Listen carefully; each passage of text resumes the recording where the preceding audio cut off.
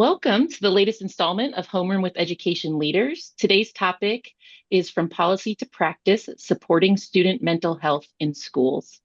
My name is Terry Conrad, and I serve as the Deputy Director of K-12 at the Hunt Institute. And for those unfamiliar with the Hunt Institute, we are founded by four-term North Carolina Governor Jim Hunt, and we serve as a resource for policymakers on education issues across the entire continuum from prenatal to higher education. We offer in-person and virtual convenings, conduct research, and offer other forms of technical assistance to states across the country. Before we jump in, I want to provide a brief logistical overview of how we're going to run this. I will be starting with a panel discussion where I'll be posing questions to our panel members. If you do have questions, please put those in the Q&A function there on the bottom, and we will have time at the end where we'll try and get to as many of those questions as we can throughout the discussion. We will record this conversation, and in the next few days, we will post it to our YouTube channel. We also encourage you to join us on X, formerly known as Twitter, where you can participate in the conversation using the hashtag #EdHomeroom. So let's jump in. Commissioner Macon, thank you so much for joining us today. Could you tell us a little bit about the state of youth mental health in Maine and some steps the Maine Department of Education has taken to address any issues? I would be most happy to do that. Mental health in the state of Maine for children and adults, students in our schools, has been a source of concern, certainly similar to what you're seeing across the nation, I'm sure. Things really hit a crescendo during the pandemic, and the emergence from the pandemic hasn't been as smooth and as complete as anyone would hope. That said, we're excited to report today that we've received back a bundle of data from a survey that we do with students in grades 5 through 12. It's for all schools every other year. And we do that in partnership with our Health and Human Services Department and with the university system.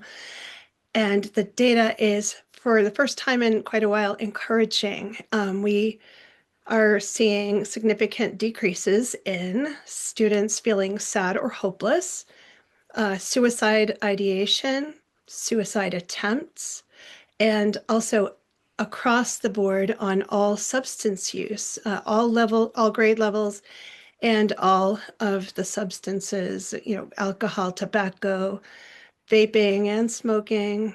And I think we're seeing, there are some things that are still of great concern.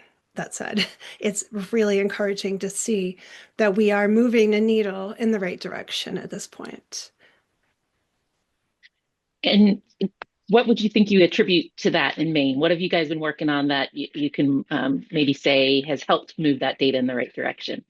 Yeah, well, we have undertaken a number of initiatives, specifically starting with the funding that came during the emergency pandemic.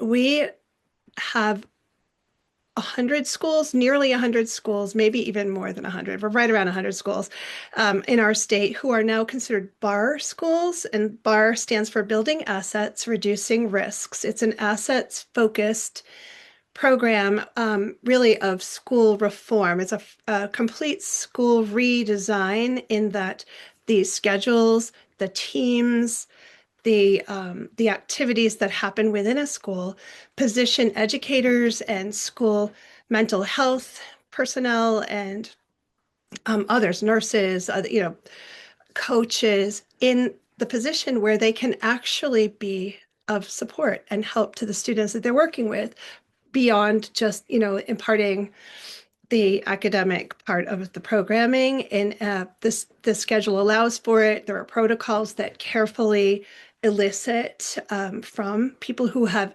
these are the folks who are observing kids. And what's wonderful about it is it's a really way upstream program where just the beginnings of those first red flags can be identified in a group of caring adults who share data, share information, and can take really nice low level or organic interventions and steps to check in with a student, to, schedule some lunch to see how things are going. It's also heavy on parent involvement. So schools are given the tools and the time to write home when there's not a problem, to write home to say, hey, things are going great. And we're really, those little pieces that are built in a structural way, emphasizing the importance of relationships and data. And that's our bar schools are knocking it out of the park. There are so many metrics I could share with you. And at any rate, so there's bar.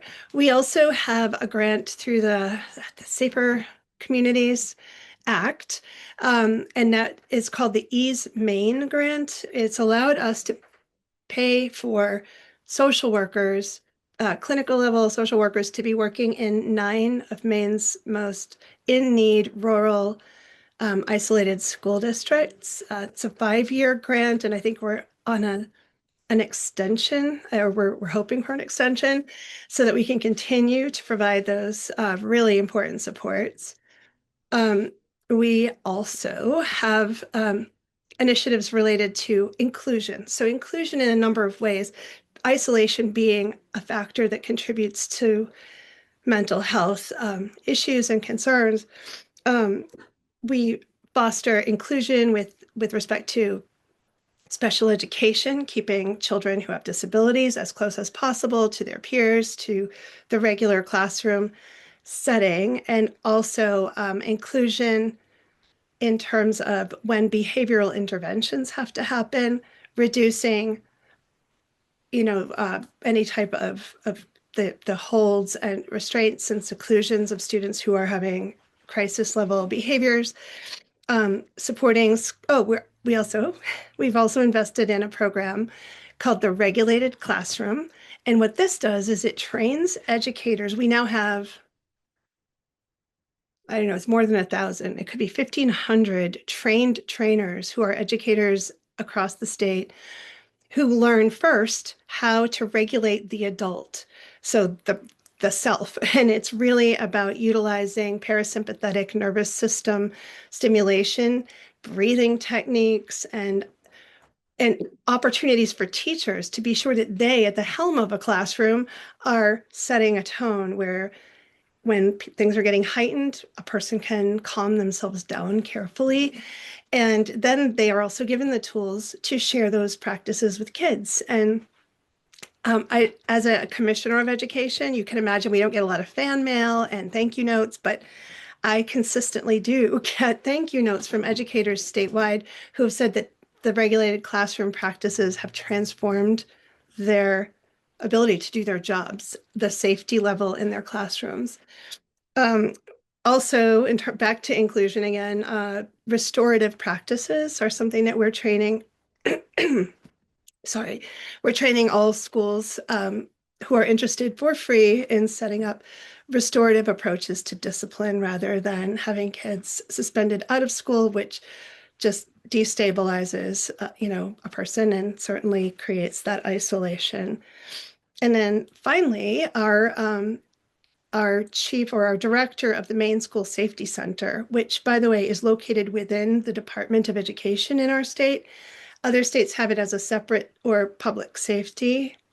And when we talk policy, that might be something to discuss. But for us, we really emphasize a culture of care. So it's child first, student first approach to public safety for SRO trainings and restorative practices and safe school culture practices. And our team also trains at the state level. At everyone who goes through the Maine Police Academy to become a police officer receives training in how to work with people, especially young people who are undergoing mental health distress. And yeah, so that's a smattering of some of our more successful initiatives. Wow, thank you so much for that because it just seems like it's such a holistic approach attacking the issue, working with students, working with teachers in their regulation, parents, community, the police force. It's no wonder you're seeing those gains in your survey that results that you got. Thank you so much for that. And Dr. Rutledge, I want to turn to you because one of those stakeholders in that group are future counselors, our current counselors, our future counselors. So if you could tell us a little bit about yourself, and then how is are you seeing in education preparation programs that we're equipping future counselors to address mental health in schools? Yeah, thank you. So I am Dr. Marsha Rutledge. I'm an associate professor at Longwood University, and I am the program director for our counselor education program, where we train future counselors, so clinical mental health counselors as well as school counselors. And I want to just say to Commissioner Macon that you all are doing some great things in Maine, and I love the statewide approach to the programs that you all have implemented to support students. But in terms of higher education and preparation programs and how we are equipping future counselors, so I represent a counselor education program, and so our entire focus is centered around mental health. And so I'll specifically speak to our school counseling side because those are the ones that are going to go into the educational world working with our K-12 students. And so our school counseling students graduate with the same clinical training as our mental health folks, right? So they are equipped to support the K-12 world in mental health related issues. So they're taught theory and they're taught how to recognize signs and symptoms, and they're taught the techniques and skills and interventions needed to support student mental health. So they typically operate from this preventative approach, right? So going in and teaching students the necessary knowledge and skills that they may need to help prevent future mental health issues. And they often work from this tiered approach. And so tier one is interventions that all students would receive. So for example, it might be a bullying prevention program or a substance use prevention program that the school counselor would implement school-wide. And then that tier two approach would be for students who may need additional support. So that might be group counseling on things like anger management or anxiety. And then tier three is few students who need maybe individual counseling or maybe need to be referred out to outside mental health support. So operating from a both preventative side and also a reactive side. So that reactive is if there's a crisis or if a student is experiencing some mental health issues that is significantly impacting them academically, then they may get individual and or group counseling there at the school. So we are equipping our students to be able to go straight into the school systems and be able to implement those types of interventions for our students. But if we think about our educator prep programs, I think that there should be great collaboration between the counselor ed programs as well as the teacher prep programs. And so, for example, at our institution, I routinely may guest lecture in a teacher preparation class, or I may present at our teacher symposiums. And those are our candidates, teacher prep candidates that are getting ready to go out into the field. And so I may present on topics such as mental health and trauma and culturally responsive pedagogies and things like that to get them thinking about those topics before they go into their student teaching. So those are a couple of ways that we are preparing our school counselors to go into the schools and be able to support students' mental health issues. Thank you for that. I love how you talked about the collaboration with the teachers as well, because often in that tier one level, your teachers are going to be your first line of defense. They might be the first ones who are witnessing the behaviors, and or they, Absolutely. depending on the school structure, they might be providing some of that anti-bullying or whatever the curriculum might be. And it's important Yeah. that you guys are collaborating across those two programs, So school counselors can't do it all, right? And a right? lot of schools have programs where they, if it's PBIS, Positive Behavioral Intervention Systems, or some other program where teachers are sometimes having to teach some of the lessons and share some of the information, because there's only a few school counselors to however many students are in the school.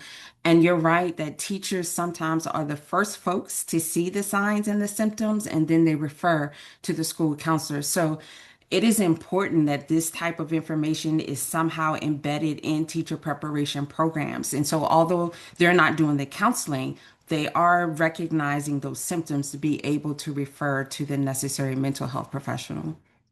I love that. Thank you.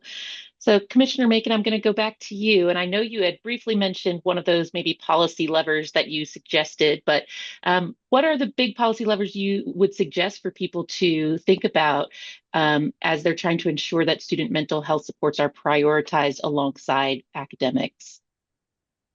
And you are still muted, so I just want to. Yeah, I love everything that Dr. Rutledge had to say. And yes, we are also a state that promotes positive behavior interventions and supports, multi-tiered systems of support in the schools. But some of those policy levers, I would start with a school safety center, having something like that, and having it specifically housed within a Department of Education so that it's education safety, not safety for education, but separate. Our team emphasizes what they call a culture of care. And in terms of a tiered support system, there are the universal supports related to a safe school climate and culture. All of that would include culturally responsive teaching, welcoming, supportive school environments, student-centered, academic, like all of those pieces that build a place where kids feel welcome, accepted, known, care, well known.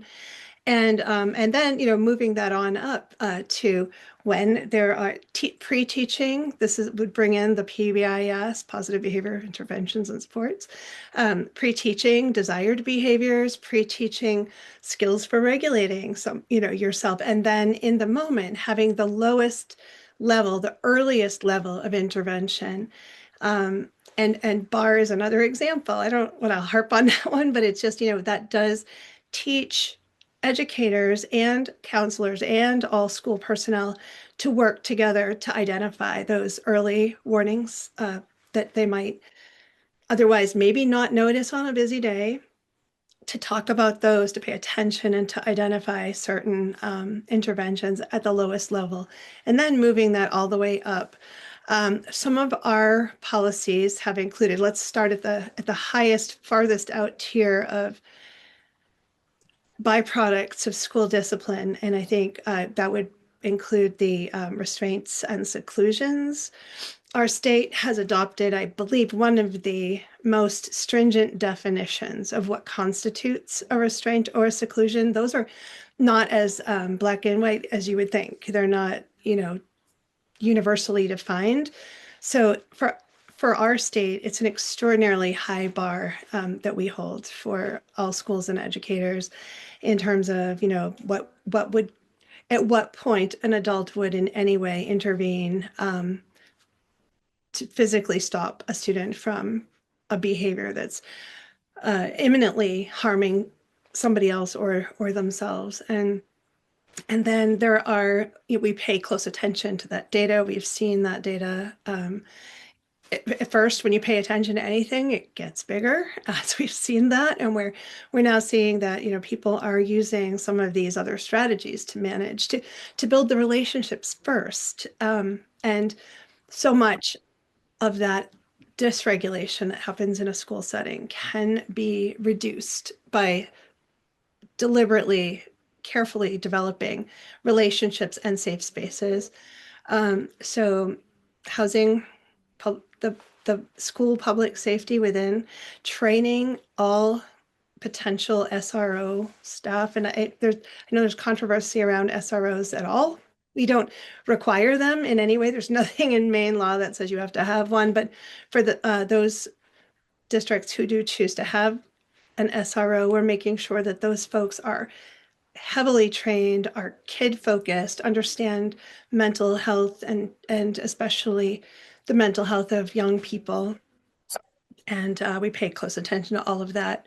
We also, when there is a threat of some sort in many schools nationwide, there's an overreaction. Often there's an overreaction, but then that's hard to even say because people are always weighing, the likelihood, the severity, what could happen here. And Yet we do know that when young people are struggling with regulation and mental health, they may say or do things that they don't in any way intend to act on. And yet they're treated as though they had a plan to do great harm. And we have amazing professionals at our Department of Education who work with schools who choose to work with us. I mean, we have strong local control across the state of Maine. So these aren't policies that are thrust upon, but these are recommended policies that we ensure that an entire team would take a more restorative therapeutic approach to a student who's having that level of behavioral challenge. Um, I think, we do have a few. Some of that is restorative practices are in state statute, um, in that there should be in statute it says you got to focus on positive interventions, avoid focusing on the bad behaviors, and eliminate, to the extent possible, any exclusionary disciplinary responses, and have behavioral mistakes treated as though we would treat academic mistakes, through education, through support, rather than through punishment. I love that culture of care. What a great terminology. And it feels like you guys are trying to be proactive instead of reactive. And I saw Dr. Rutledge, you unmuted. Would you like to pose add a comment there too? Well, I was just getting ready to say what you just said, Terry, that culture of care and that intentional focus on relationships and school climate and safe spaces and restorative practices all speaks to this strength-based approach that I think is extremely helpful for students, and especially those students who are struggling.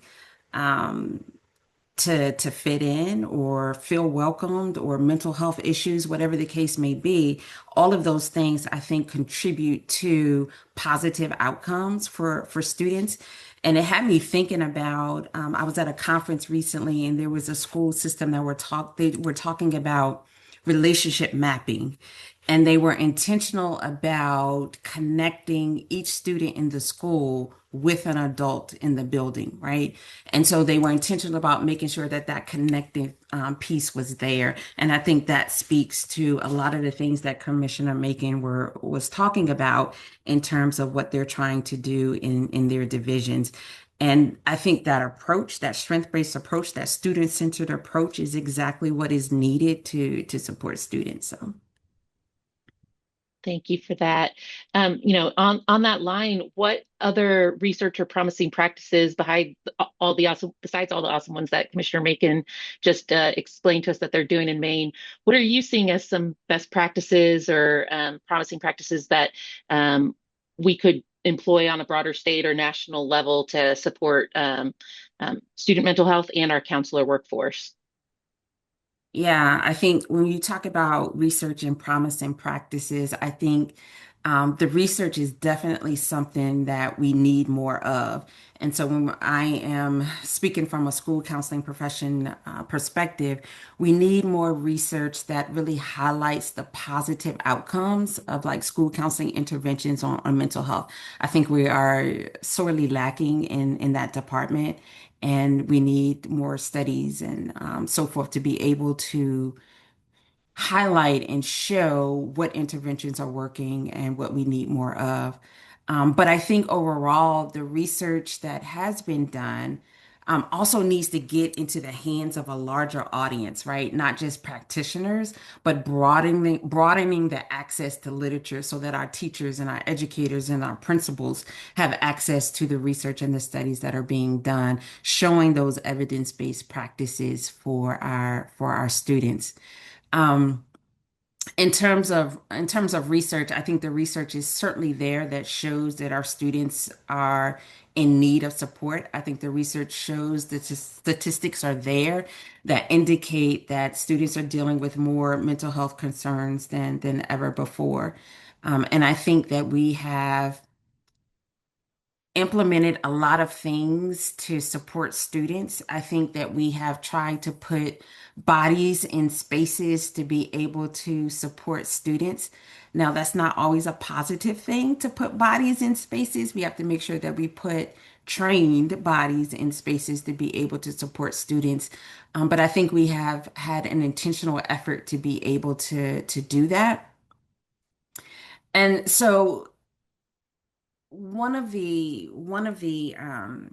things that I'm thinking about in terms of research and best practices is being able to um, think about those interventions that are going to work well for all students. So Commissioner Macon talked about um, student-centered and being able to um, implement culturally responsive interventions and things like that.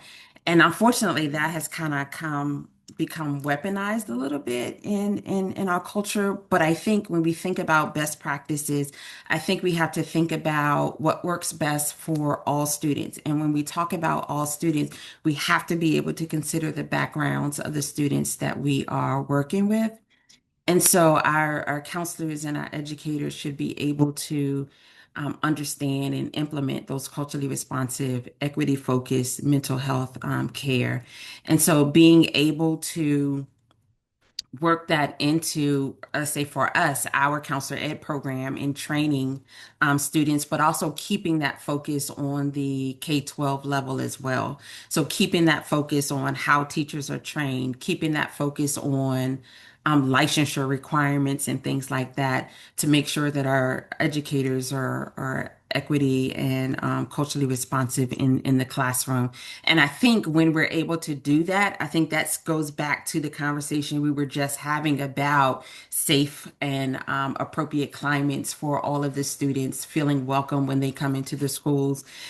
And then that also helps support the how they feel, right? When they come into the building and the support that they receive and so forth. So I think it's kind of like this cycle of support for students. But we when we train our school counselors, we are training them to go in and conduct interventions that are best practices currently. We encourage our students to go to the conferences for the American School Counselors Association or our state associations and so forth to be able to hear what's being done in the schools and who was doing it best.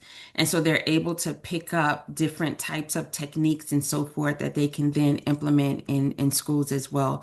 And so that is a strong focus of our program as well to be able to build their toolkits, to be able to go into schools and do some creative work with our students. And so if you think about, so thinking about I guess the second part of that question in terms of informing, state and national conversations, it's really about how are we encouraging our professionals to do research? How can we maybe incentivize folks to be able to do that research?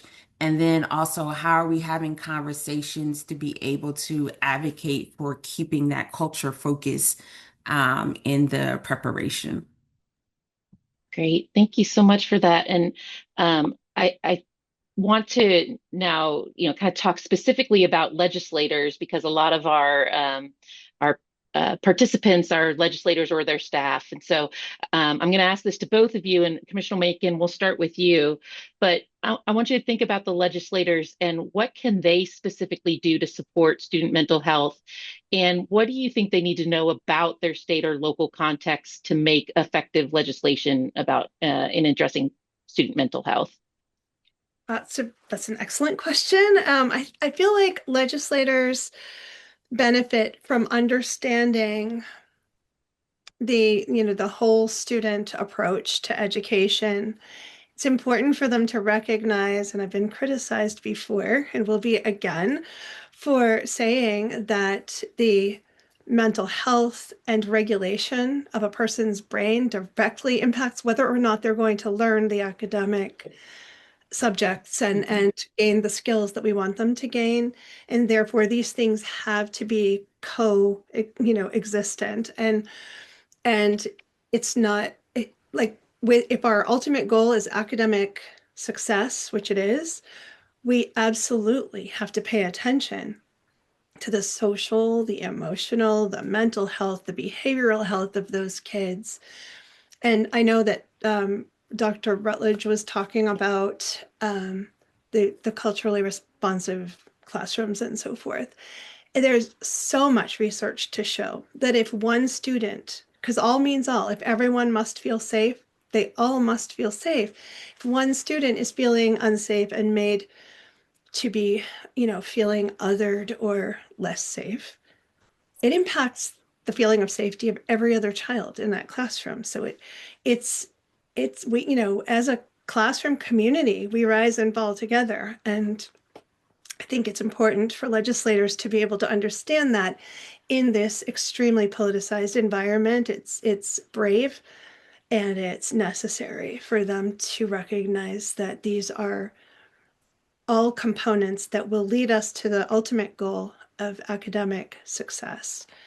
Um, they should also understand that, it would be good for them to understand the difference in counseling personnel, at least in the state of Maine. We have school counselors, we have substance use counselors, we have different types of counselors, and we have, licensed social workers, licensed clinical social workers, and et cetera. And those are all different. They can do different parts of a job, and they are not the same, and they're not interchangeable. And I think that kind of information is helpful. We usually do an overview for our education committee of the legislature every year, and we go over each facet of, what's happening in schools so that they understand who in the department they can go to with questions. And so our folks at the OSSS office, it's the Office of School and Student Supports, they have specialists there who can help legislators and others to navigate, the differences in counseling, credential, and ability to, do certain work. So I guess legislators need to know who at a department they can reach out to for real information. There's a lot of information that comes, to legislators from all kinds of places, and you need to have a core group, like, and infuse trust in the group, at least in the Department of Education. We've worked to do that, to say, if you need the truth, the unbiased, non-political facts of here's, what's important. And also they need to understand these things cost some money, and that funding formulas need to adjust and evolve to reflect what's needed to keep kids safe and stable. And, also to the extent that legislators invest in policies that will support well-being of educators, Mm. because if you don't have well-regulated, healthy educators, it's going to be very hard to maintain that sense of safety and to support the mental health of students. And I think educators are in a real crucible right now for a variety of reasons, and it's always been a fairly thankless job. It's now a really divisive thing to even say, and they should be proud to be, in line at the grocery store. Yes, I'm a teacher. And it used to be that would be a real mark of, of something great. And so I guess we really do need to, we can't talk about maintaining student mental health in a school setting without attending to the mental health of staff and school leaders. I want to echo two things, everything that was said, but specifically two things. One is understanding the role of a school counselor. I think that is extremely important. Understanding how they were trained, understanding the skill set that they are coming in with, and what their role is, because unfortunately that varies from state to state. And so really understanding who we are as a profession and what we're trained to do. And then the second piece, I love the well-being of educators, right? Overall, it is challenging in the K-12 educational world right now. And so the well-being of our educators is utmost of importance. Because you hear the saying you can't pour from an empty cup and things of that sort, and so that is especially true for our folks who are going into the schools every day and working with our children. A couple of other things I think we should think about in terms of legislators. We need folks who are willing to advocate for best practices and laws and policies and funding that support both, in my opinion, counselor ed programs and teacher ed programs and mental health programs at the school level, right? This could be reducing the red tape when it comes to billing and insurance, right? It could be supporting projects and research. We haven't really talked about technology yet on this particular call, but supporting projects and research that looks at maybe the impact of technology on our students and mental health and coming up with best practices. What are the risks to mental health in regards to technology? So having those conversations and supporting research surrounding that. On the higher ed level, the counselor ed programs, we need to equip our students to support future clients through telehealth services. So that's an access issue, right? So our more rural areas have access to mental health care. So how can we have conversations around supporting higher ed institutions to build strong curriculum for telehealth services for our students? Um, so those conversations about the impact of AI and technology on student health and decreasing that risk, thinking about continuing conversations about access issues and increasing mental health professionals overall. Research has shown there's a shortage in mental health, and now we have um, conversations about removing counselors as a professional degree, and how is that going to impact federal funding for students to go into these programs. And if that negatively impacts the funding, then we're going to have even more shortage of the mental health professionals that we need. So continuing that conversation and reconsidering some of those decisions that are being made, because they are going to negatively impact the pipeline of counselors that are being graduated. Also, I remember last year when we did the Hunt Institute, one of the main things that we talked about was grants. And so one of the positive things that resulted from our from the COVID era is that a lot of school systems were able to get grant funding for mental health support. And that is the way that a lot of our divisions were able to provide additional supports. But one of the things that we talked about is what happens when the grant ends, right? Our school divisions are going to be able to support and continue some of the services that they started.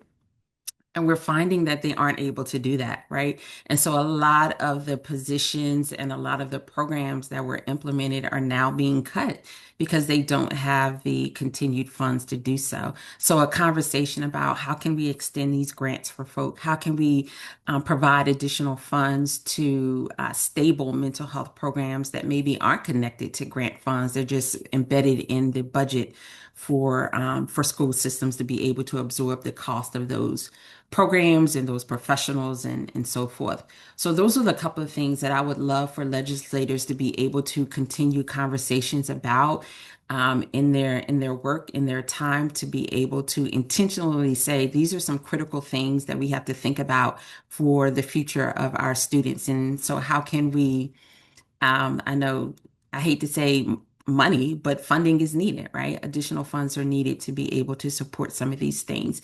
So having those continued conversations and then also being able to advocate for the needs of our students. Thank you both for your answers to that. And I want to share, I was recently in another state. We were supporting local policy leaders.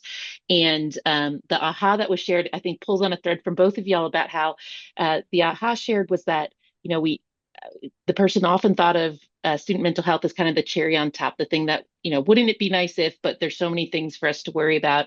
And really that after we had had all these sessions about K-12 education, talk about how it's so fundamental because, Commissioner Macon, even if they're not going to agree that it impacts achievement, which I would think that the research shows it does, Yeah. um, then it impacts attendance, right? Not well students don't show up, not well teachers don't show up, so you've got chronic absenteeism. It's a recruitment and retention issue. Like and if it's attendance, then it might in fact funding, right? There's a recruitment and retention issue that if kids aren't feeling well, it's harder for teachers to do their jobs. If teachers aren't feeling well, it's harder for them to do their jobs.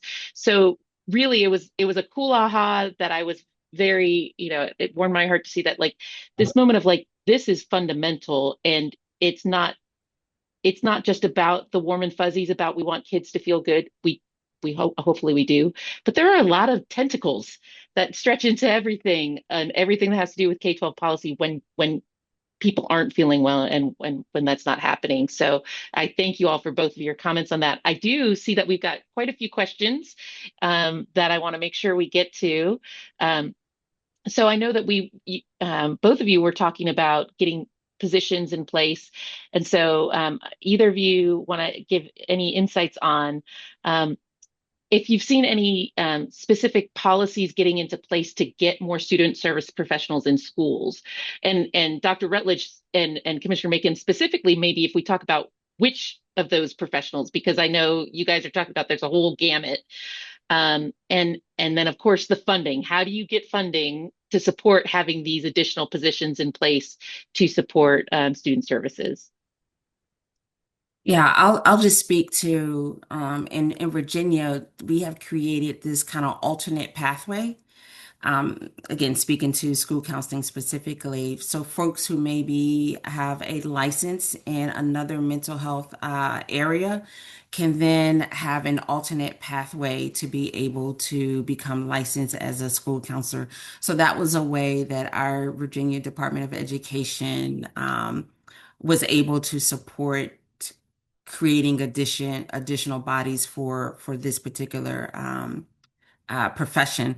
Virginia, in the last couple of years, changed the ratios, lowered the ratios, which is a good thing, but it created a shortage, right, of school counselors, and so an answer to that was an alternative pathway to licensure.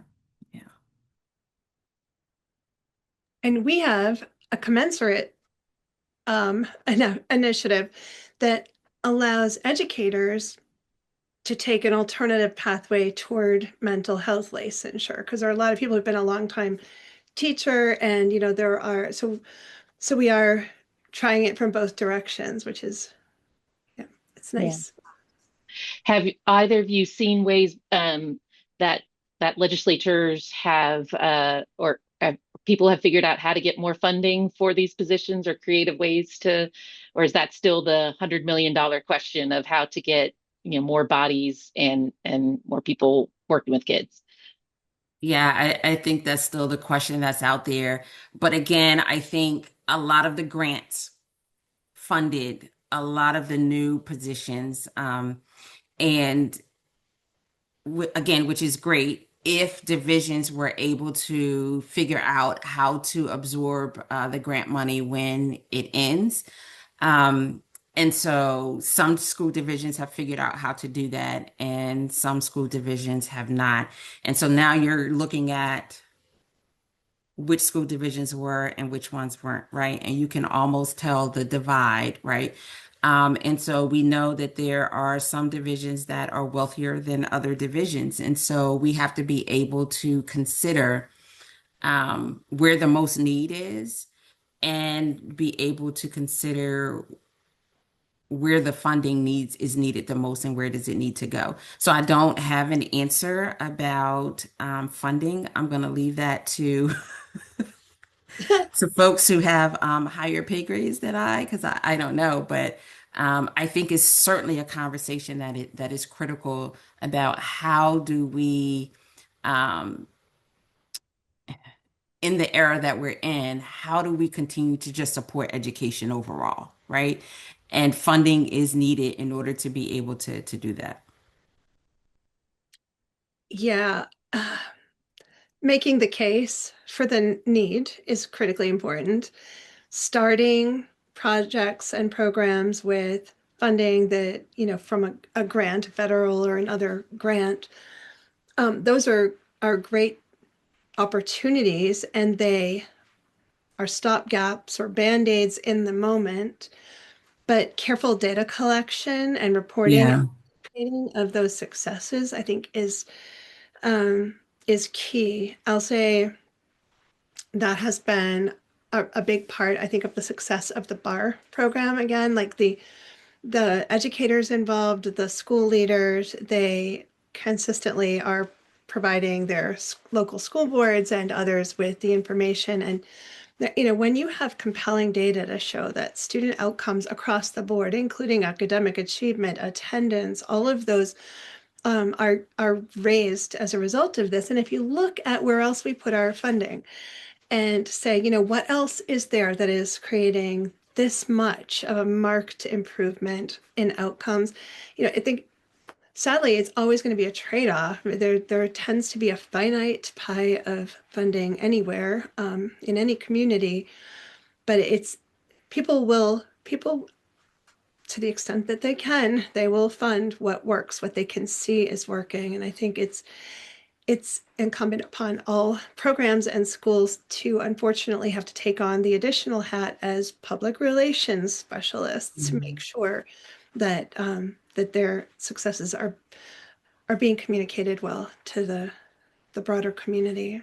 It's a great point. Got to tell the story. You got to show that, and even if a Yeah. legislation is passed, you got to show them that it's working so that it maintains funding. Even if, God willing, you get the funding in the first place, you got to show that. We do Yeah. have quite a few questions, so I'm going to get through these. Another question is about like a statewide or an aligned program for educator behavior, training educators about behavior health. Do you either of you have recommendations about one that's student-centered and culturally responsive? Yes. Yes, 100%. I would say the regulated classroom, we can send information to you that you could get. I'm sorry I didn't get it to you ahead of time, but um, that is a program that starts with the educator, teaches them how to access parasympathetic nervous system stimulation and other techniques for maintaining their own behavioral and mental health regulation in the classroom, and gives them the tools to share that information with children all the way up through all grade levels. That is one example. And BAR is another example. We're not creating mental health professionals, by the way. I want to be clear.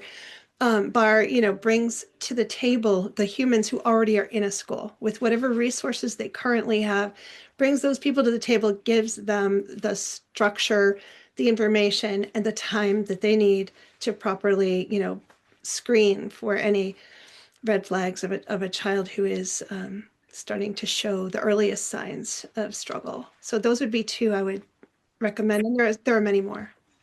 Yeah.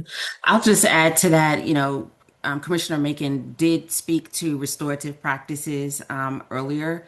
And I think that is something that school systems are adopting that may indirectly support student mental health. But I think that is a school-wide implementation of a program that is going to work with for relationships, school climate, and then ultimately mental health in terms of the way students are treated and centered and so forth.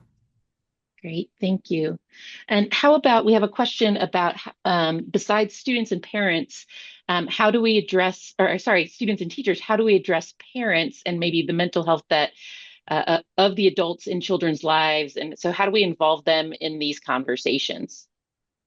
Hey, first of all, I think it's very important that the parents are involved in the conversations because you cannot separate the child from the home, right? And so, as much as we want to support students, we also have to support our parents. And so, one of the things that I teach my students is that yes, the students are your clients, but sometimes teachers are your clients, sometimes parents are your clients. And so I think educations are starting with education, making sure that parents are getting the information that they need about mental health just generally being able to, just like teachers recognize the signs and the symptoms, having parents to be able to recognize the signs and the symptoms. And then once that recognition is there, now what? So who do I have to go to? What resources are available at the school? What resources are available in the community? And I think our school systems have to be very intentional about bridging that gap in knowledge for our parents. 100% yes. And starting before the problems, before there's a crisis or a need. So taking the time to make those relationships happen as early as possible so that there's a streamlined communication between parents and the educators and counselors and school leaders, and making sure that families are a part of this entire process. Education can't happen in an isolated place, and so we do need the entire team to be pulled in and supported. Mhm. Thank you. So, a little switching topics a little bit, could either of you address the use of AI in providing mental health supports for students? In particular, is this considered a best practice? Not yet. Yeah, it depends on what you mean by using AI. My interpretation of that question, I'm going to say no. We've all heard the stories about students who have used AI for mental health support, and it ended terribly.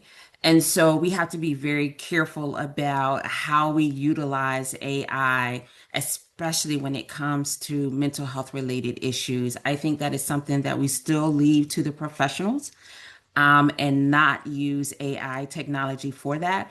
Now, are we figuring out how to embed AI in the profession? Yes, right. So we have counselors who may use AI technology for note taking and report writing and things of that sort, but never for immediate counseling services. We are not there yet, and I hope that we don't get there, because that tends to be a personable, um, individual interactive type situation, and I would never want to leave that to technology.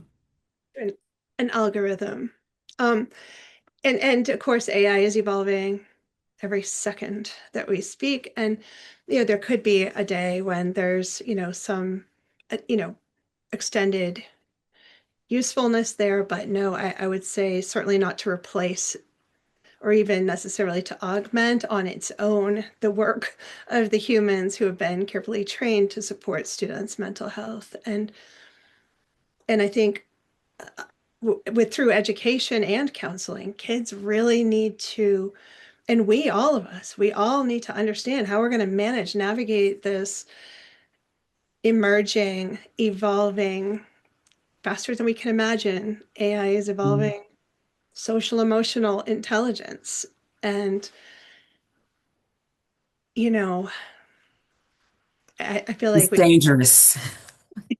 it could be very dangerous. It could also be incredibly facilitative at some point, but I haven't seen anything yet that has the level of oversight and care built into it that I would ever Mhm. entrust. We need to educate kids around human relationships, by the way, to keep them safe in general, in the world of technological algorithm based relationships that are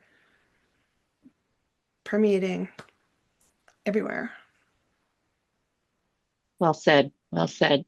Um, so we do have a question would like to hear y'all's thoughts on how do you suggest someone goes about advocating um, for policy to get better or more training for educators or counselors in behavior health? Like, what would you suggest they should do in their state? Who should they go to? What should they look for? Who should they talk to if they wanted to advocate for more training for educators and counselors in behavior health?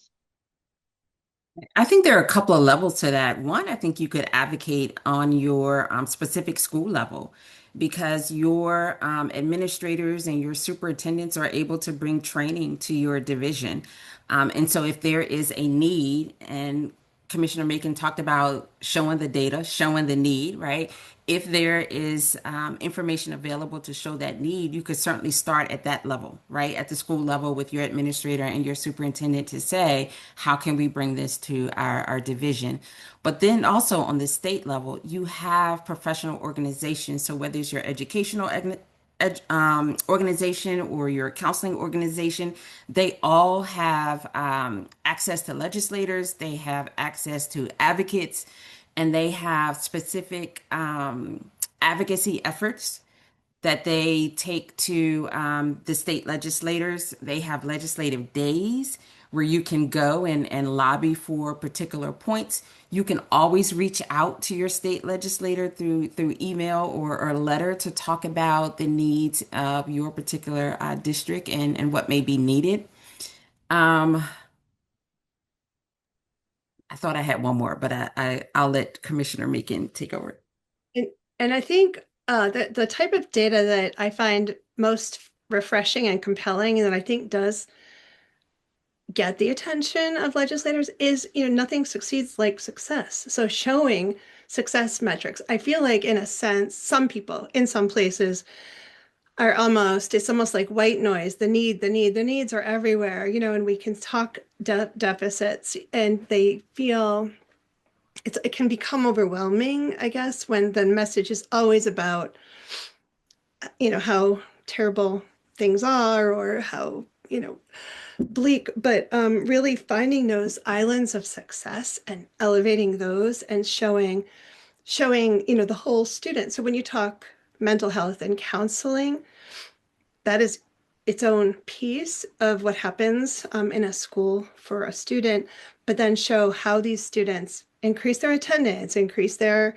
GPA or their academic achievement, and those things that appeal to legislators and the constituents they represent. They don't all understand, you know, deeply what all happens in a school, and really making sure that they know that these are critical pieces. It's as important as the pedagogy that we have these attending supports to show success. And so find the place, because there's successes everywhere. Find those little flames and help them to glow a little brighter. And I think that's an approach that has been, some enthusiasm and gives people some hope, and maybe help them to be willing to chip in a little bit more support and resource. I love that. And I'll share, at the policy roundtable that I was at a couple days ago in a different state, that seemed to be a sentiment from local elected leaders too. The sentiment was that we might not be able to do a lot about ELAR school scores, but like a county commissioner, a local mayor, they can help talk about wraparound services for students. They can help. And so maybe it's not about always going directly to the school or to you might go tap some capacity somewhere else with your county commission, your mayor, your the people who are not necessarily who are where you can say, we need this for our kids. And our educators need support, our council. So what are we going to do as a community to help this out? And they seemed very intrigued about this idea that that might be something that they could actually impact. They're not on a state board of education. They're not on a school board. But they could actually impact. So who knows? Maybe we'll see. I want to thank both of you so much for being here. This has been just a wonderful conversation. We will record this, post this to YouTube so that people can see it, and maybe reach out and thank you for your comments and everything. But it was really informative to hear both the academia side and the commissioner, your boots on the ground commissioner side of how we can all work to help support our students and our teachers and their mental health. And Commissioner Macon, congratulations on the data. I hope that we keep seeing great strides going in the right direction, and that we can have both of you back on again to discuss this really important topic. Just so you all are aware, everybody listening, our next K-12 conversation will be held Thursday, January 22nd, and that one will be at 3 p.m. Eastern. And we will be sharing our 2026 Across the Aisle survey results, which I think will be very exciting for all of y'all to hear about what our constituents are caring about. And mental health is one of those things as well. So hopefully you will join us for that. We'll drop that registration link in the chat as we all are signing off. But I really just want to thank you both for joining us and taking time out of your busy days to be able to have this important conversation. Thank you. Absolutely. And I'll stay on for a minute so y'all can, everybody else who's watching can click on that registration link. But thank you all, and everybody have a wonderful day.